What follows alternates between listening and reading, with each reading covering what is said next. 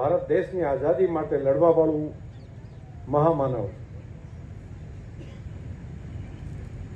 ઝારખંડની અંદર રાંચીથી 60 કિલોમીટરના અંતરે આવેલું એમનું ગામ છે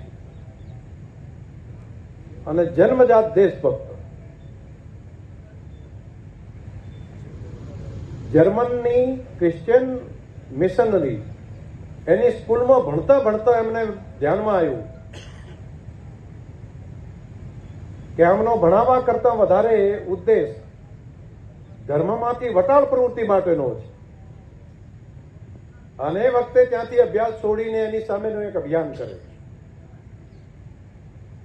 અને દેશની સંસ્કૃતિ, દેશનો ધર્મ, દેશની ભાષા, દેશની ભૂષા, દેશના વન, દેશની માટી એના માટે સંઘર્ષ કરે. વનસ્પતિઓમાં ખૂબ જાગૃતતા, જાણકારી. એટલે નાની જ ઉંમરે એક આશ્રમ સ્થાપ્યો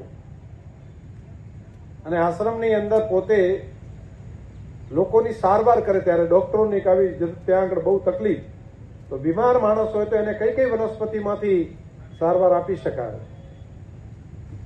એનું જ્ઞાન, એમની સ્કિલ હતી.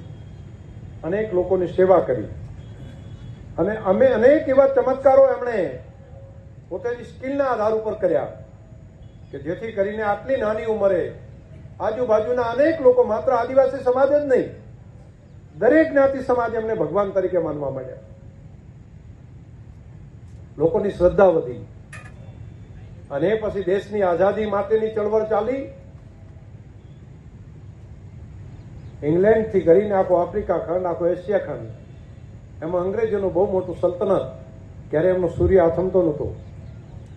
એની સામે લડાઈ દેશની આઝાદી માટે હાથમાં તીરકામઠા લઈ અને આખા જનજાતિ સમાજને તૈયાર કરવાનું કામ કર્યું.